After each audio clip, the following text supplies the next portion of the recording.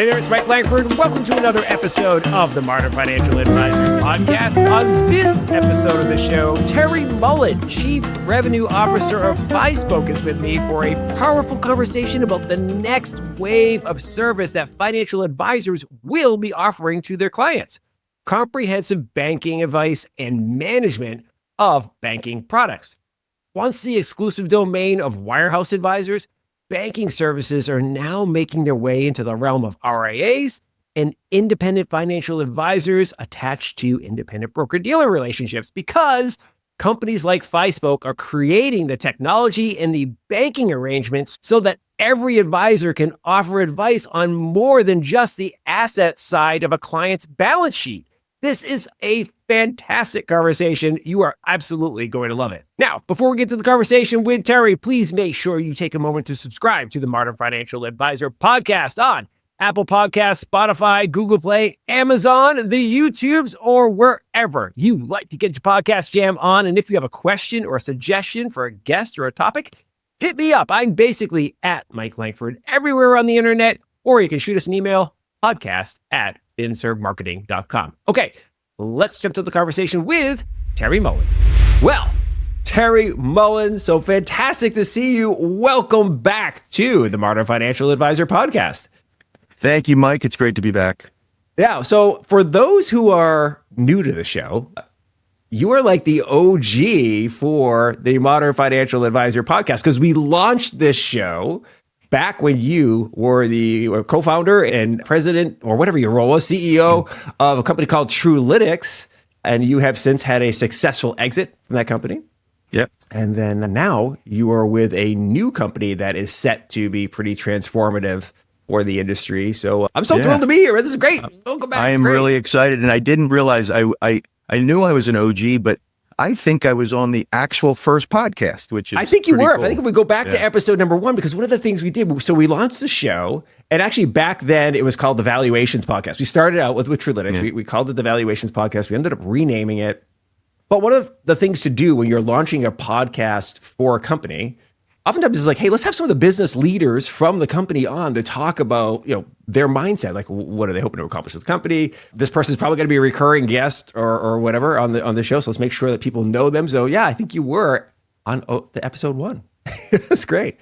It's a long time ago now. It's literally been almost a wild ride. Eight years or so, I think. Yeah. Absolutely. So let's get into it, because I'm super excited about this. The things you are working on. Every few years or so, we have like a new frontier. And frankly, when you were launching Truelytics, we were talking about a great wave of transition, where advisors were getting to a certain age. Just demographically, we knew there was going to be a wave of advisors aging out of the industry, looking to either have internal succession or sell their business and so forth. And there's been lots of other technology waves in compliance and investment strategies and so forth. But you and the team at Fispoke are one of the firms pioneering the next wave for financial advisors: banking. Why don't we just kick it off there? Yeah. It's kind of classic 60-second elevator pitch or whatever. And by the way, I didn't even know that there was necessarily a problem. And quick story, I had met this gentleman, Nate, who is now our CTO, when I was at Truelytics. And he was a client at 2 different firms and became a pretty good friend.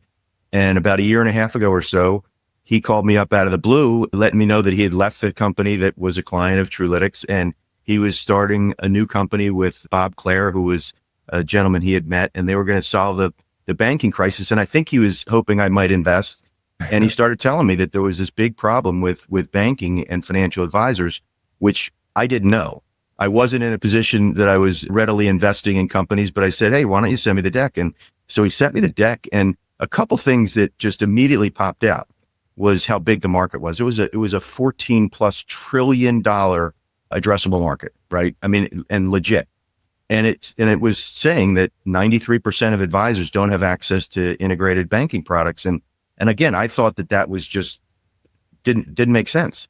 I thought that if I called up my financial advisor and said, I need a high yield savings account, or I need a loan, or I need a mortgage or something, they'd find me one, right? I just assumed that.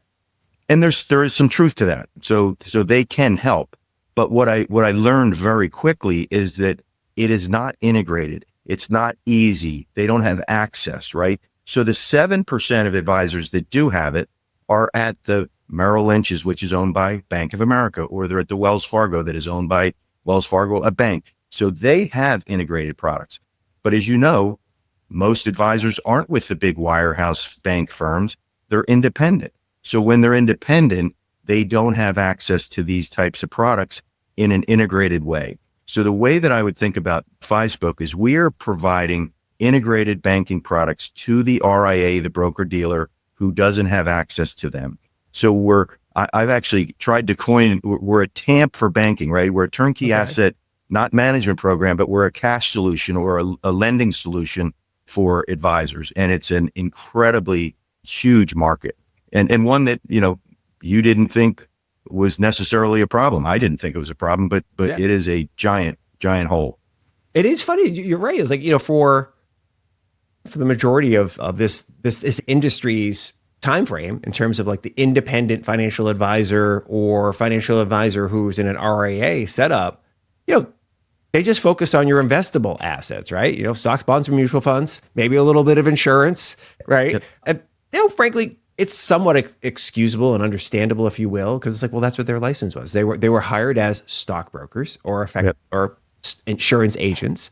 Yep. Over the years, they evolved to, hey, let's add this thing called a CFP. So you have the ability to give a financial plan and not just sell product. Like people wanted to some help and advice and guidance. Like before we clicked the record button, we were talking about paying for college. So people wanted to plan for paying for college or retirement or what have you. So, and they wanted just to not just know that every time I open my statement, oh, great, I have more money than I had last quarter. It's more, I want to is this enough money, right? But you're right. Like it never really dawned on me until just very recently that like banking's an issue. Like, why is this such a big issue that, if I'm a client, I'm walking into a financial advisor's world, what is having an integrated banking solution do for me? Yeah. So think about it. Again, cash is a tough one, right? Because you do have access to cash, money market accounts and, brokered CDs and things like that. But typically they're low yielding and a lot of times they're not integrated. Or if you have a lot of money, it's not going to be backed up with FDIC insurance because you go over the $250,000 FDIC limit. So we are bringing in high yield savings.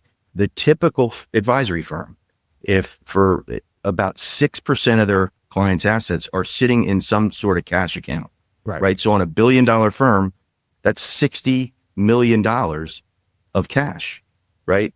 And then there's another 200 to 300 million or 20 to 30% that's sitting off of their accounts in some other banking institution. So we're talking about a lot of money that is in just specifically in cash. And what we're able to do is work with and bring banks onto the platform.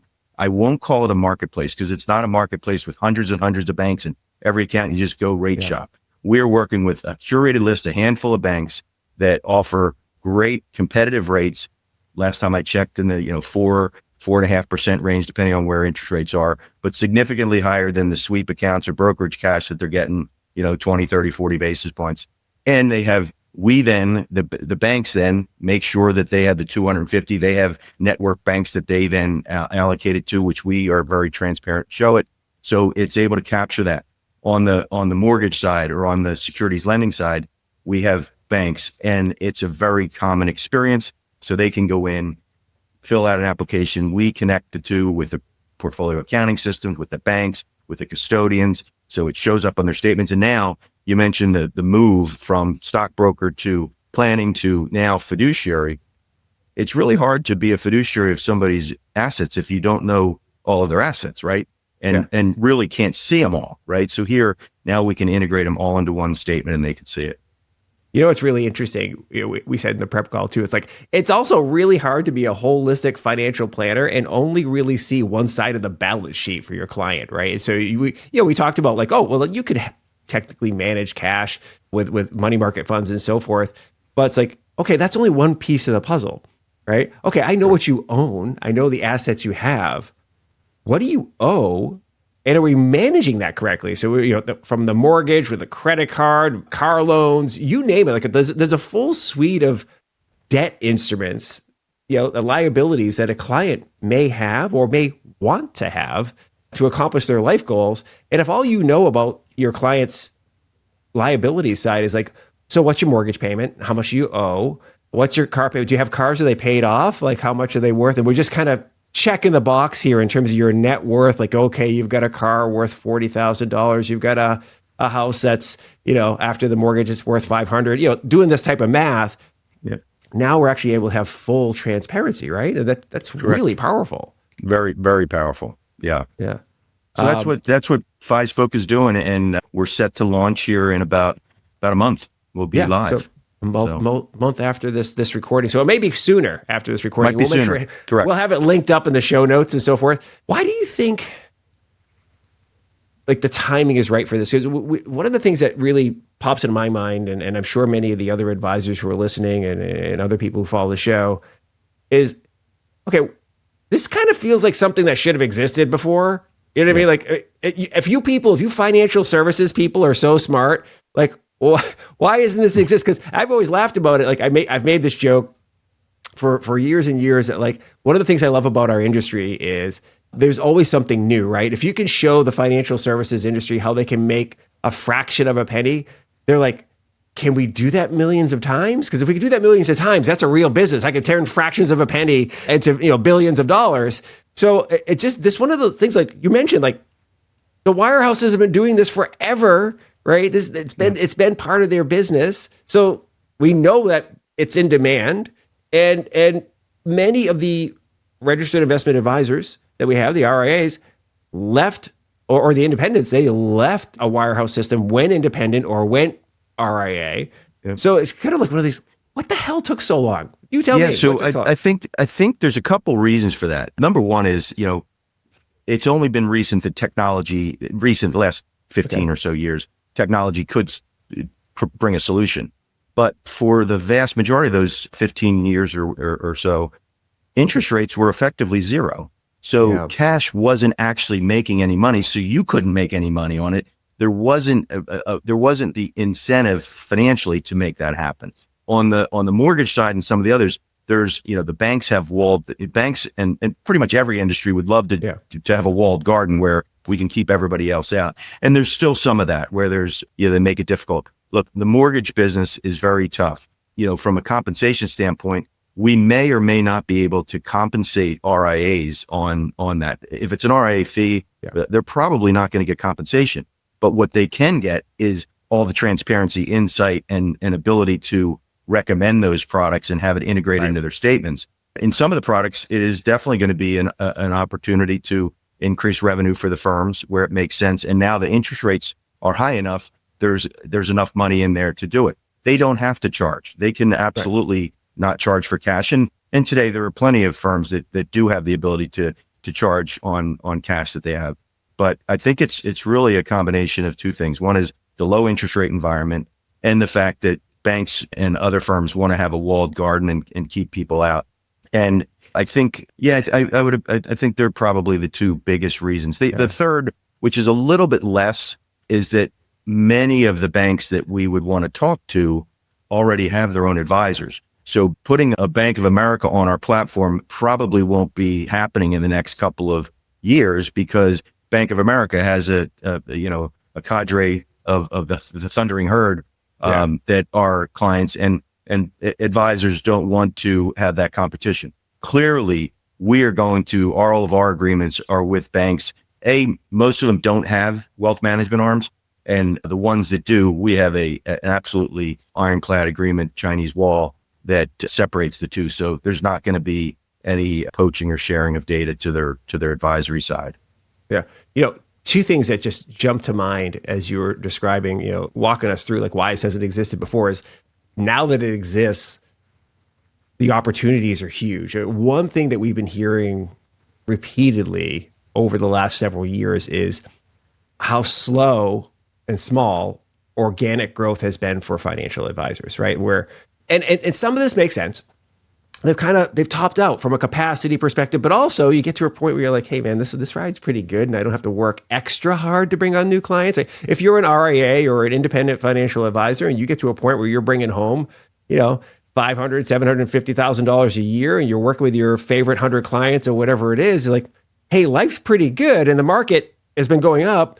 So every year you're like, hey, I made more money than I made last year without having to do a whole lot of work bringing on any new clients. And in fact, 75% of all growth in the industry over the last decade plus has come from market returns. It has not come from organic growth.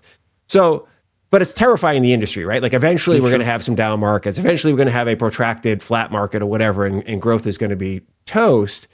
So first thing that pops into my mind is, wow, this is a new growth opportunity, right? For wealth management firms of all kinds to go, hey, we can bring in advice on banking, some of which we can charge a fee for the actual product or the asset management or liability management, but some of which we could just charge a planning fee, right? Like we could go ahead and add a fee here. And many advisors have been trying to figure out like, what do I charge fees for? That's a really interesting opportunity, don't you think? Yeah, I think, and to add to that, not only can they charge it, but they can then go after, the 20 to 30% of the client's assets that are away from them, right? Start to bring those in, because that's 20 to 30% that's in cash, right? It's in cash sitting at some other institution.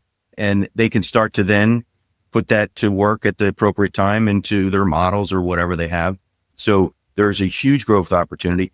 There's also the growth opportunity for those firms that are adding advisors. If you're looking to add an advisor from one of those banks, it's a lot easier to bring them in for both parties if you have the products that they're used to offering to their clients. So we believe it is a tremendous growth opportunity for the firms. Yeah. I 100% agree. It's always interesting too, like when you think about historically with the industry, you're talking to advisors, like what gets advisors excited to go out and start talking to people again is when they have something new to talk about. I know it kind of sounds weird. It's like you should be excited just to talk about the notion of financial advice, financial planning. But like having something brand new to talk about, like now I can walk into a room and go, oh, by the way, I've got this differentiator. You high net worth individuals, not only can I help you with your investments, I can also help you with your banking needs and do so in a way that, frankly, the other folks can't. We really want to ultimately be private banking services for RIAs because, as people go up that income and net worth ladder, their needs change. They have needs for all kinds of stuff. And it is very difficult. Again, I'll use a couple of examples that may or may not be applicable and certainly won't be on our platform next month, but on our product path. But, high net worth people, they buy the assets like art and boats and planes and all kinds of things. Businesses, there's tons of opportunities for small businesses to go out and need loans to grow and things like that. And typically the advisor has to refer that out to somebody else. Yeah. We're creating the infrastructure and the layer to integrate all of that stuff in here. So today, when we launch, it will be high yield savings, credit, debit cards, SBL, securities-backed lending, insurance-backed lines of credit, mortgages, but ultimately it's going to be almost anything that's on that lending side of the balance sheet. That's wild. I love the fact that this is happening. So I've been asked actually a couple of times, like, why do you like this industry? Why do you keep covering this industry? Well, here it is, right? There's something new. It's funny. Like I just recently recorded a podcast with a guy named Drew Shockley from a company called Move Health. And they work with advisors to help their clients find health insurance, the appropriate health plan for them, because that they view that as a core component of a holistic financial plan as well. Like you're going to spend money on health. It's something everybody does. You're going to spend money on healthcare. So making sure your advisor has that type of stuff. And very similar situation what you're talking about with Fispoke, they're not doing all the management of the end. They're providing a vector for advice and delivery to the client. So the financial advisor isn't out there shucking health insurance, right? But what's interesting, part of our conversation there was one of the challenges with limiting access to healthcare is that people don't move jobs. They don't start that new business. They don't do the things that they might do because they feel like they need to stay at an employer with this health plan or whatever.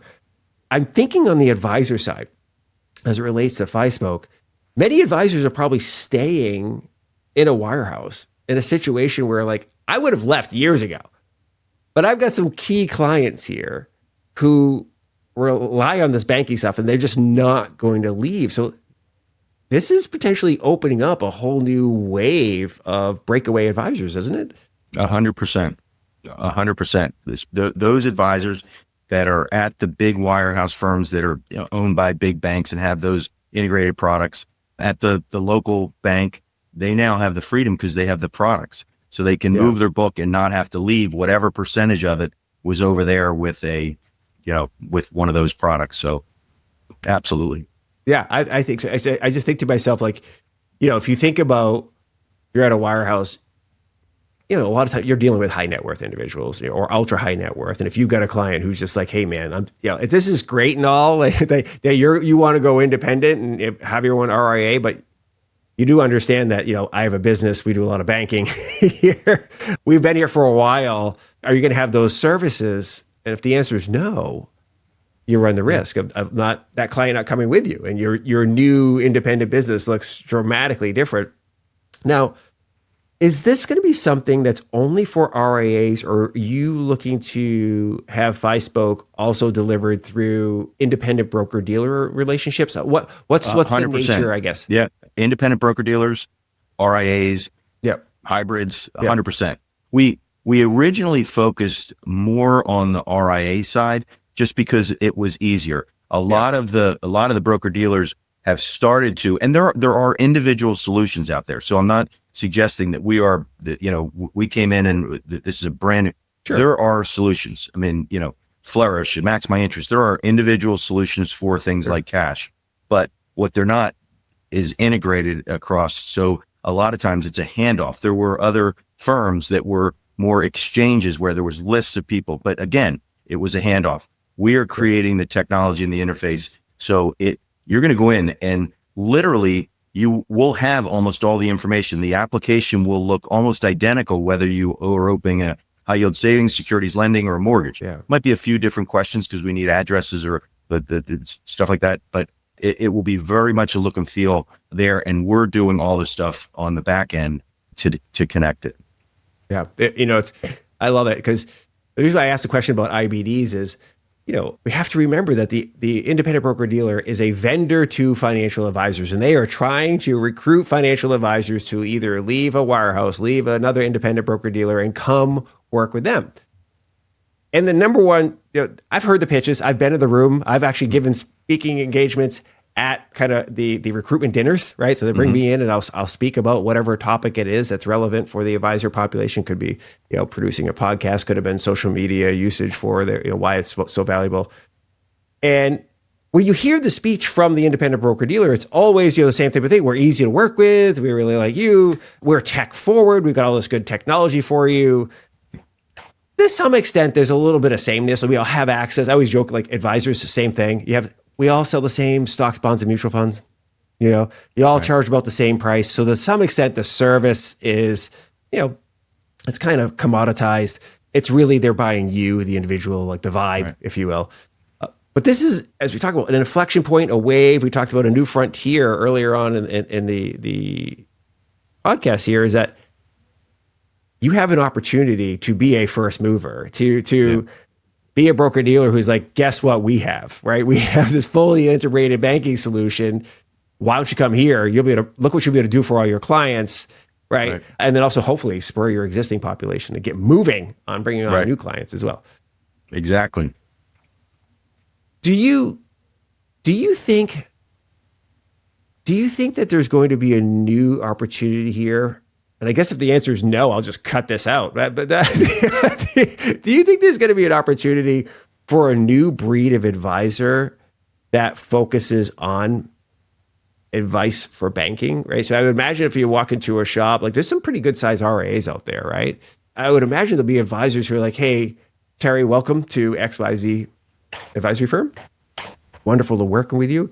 My name's Mike. I'm going to be your primary financial advisor, and we'll be talking a lot about your investments and so forth. But we have a dedicated team over here of people who do this. Are we going to have to see a new banking advisor?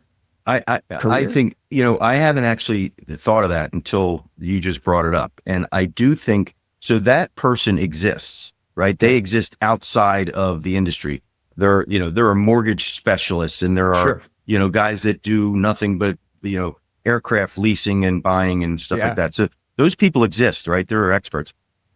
I think what you just hit on is now these big teams will be able to have somebody on their team who is lending expert and has the broad spectrum of products that they can solve, from cash to aircraft to whatever is in between. And ultimately, the technology is going to enable that.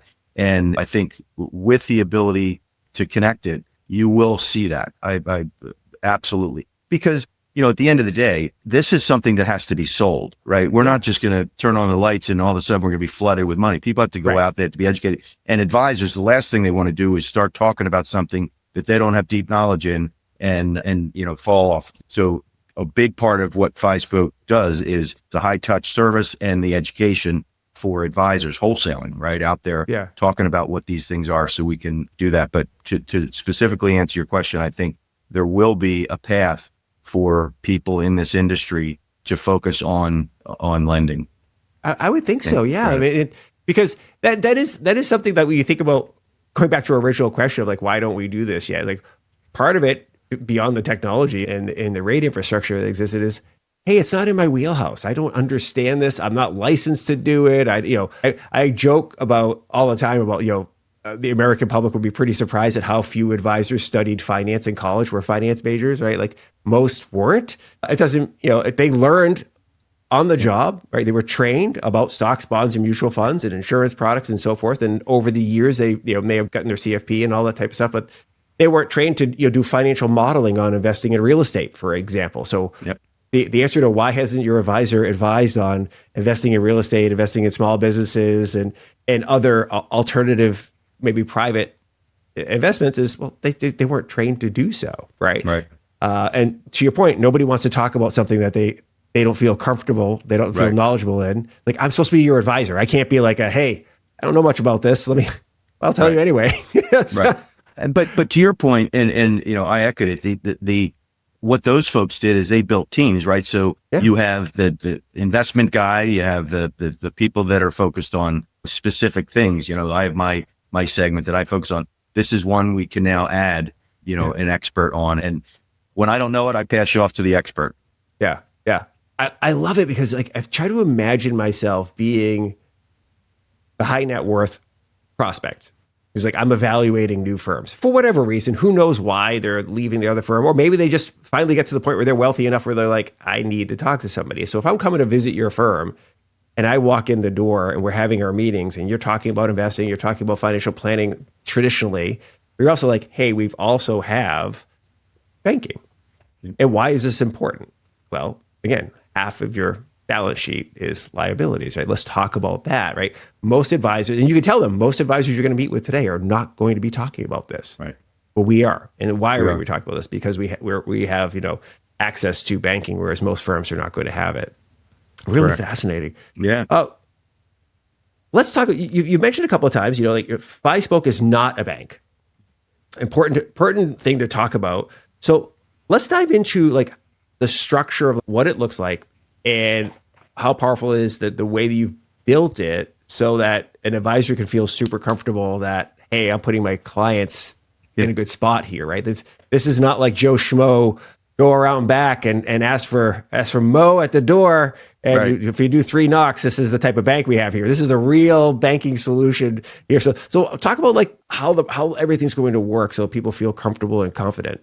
Yeah, so we are partnering with major banks. Most of them people would have heard of, some not, but they're going to have all the diligence and ratings and all that stuff that they're good. But we will have our list of banks, right? One of the banks that we're going to be launching with is Bell Bank. They're the largest privately owned bank in the Midwest, and Sage Home Loans. These are 2 firms that we will be launching with. We're going to continue to add banks. If there's an RIA that has a relationship with a bank, we'll start to talk to them. So as I mentioned earlier, it's a curated list of banks that we're going to bring on, but not just a list of hundreds and hundreds of banks that are available.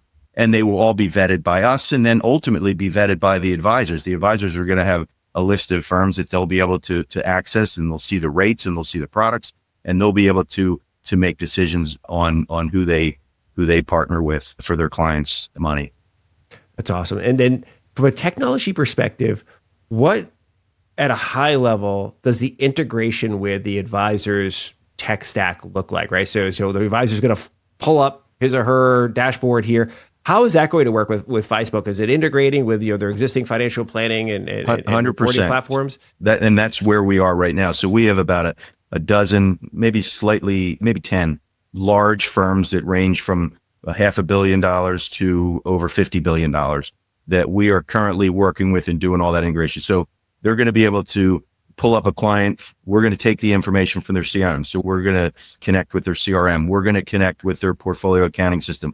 We're going to have their new account opening and their documents, the things that they need. So all that will be integrated. And with the custodians, if they have an intranet where someone signs on and goes in, we'll be able to integrate it with that. So we're a technology layer, and we're not trying to build technology for technology's sake. You're not going to be necessarily coming to Fispoke. Fispoke's not going to be, the right. Bold letters. It's going to be branded for the advisory firm, right? Doing business. Credit cards. If you want credit and debit cards, it's going to be your financial institution that's on the card. It's powered by Fispoke. So we are the integration layer that provides and connects all the services. And that's huge, right? For the advisor, like to have their branding on everything. And so that makes a lot of sense. And I'm sure it makes them feel good. And, these banks, like you mentioned, like they've just kind of been passing, like, oh, and some of these banks you may not have heard of. It's okay, by the way. Like I would bet you most of the people listening to the show probably have some banking relationship with the XYZ local bank or credit union or whatever. They're all FDIC insured. These are federally chartered banks, right? This is not like, again, it's not like Joe Schmo off the back of the truck. Right. And by the way, if you remember, it was probably about 2 years ago right now when we had some of the challenges with SVB and First Republic. A lot of people didn't realize they had exposure to banks that were in the news because they opened up an account with, let's just say, X institution bank. And if it was over $250,000, those banks automatically through their network distributed.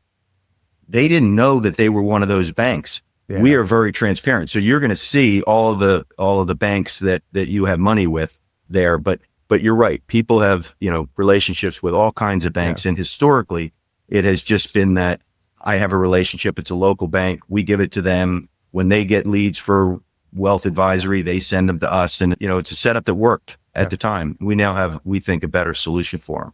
I love it. I mean, if I'm a bank, I'm super thrilled by this, and I'm reaching out to you as well because, access to new clients, right? Like, for a long time, it was like, well, how are like regional banks going to compete with these mega banks, right? Right. It's like, well, there's a new channel here. Right? Now we can actually across the country. You can get it outside of your, your geographic footprint.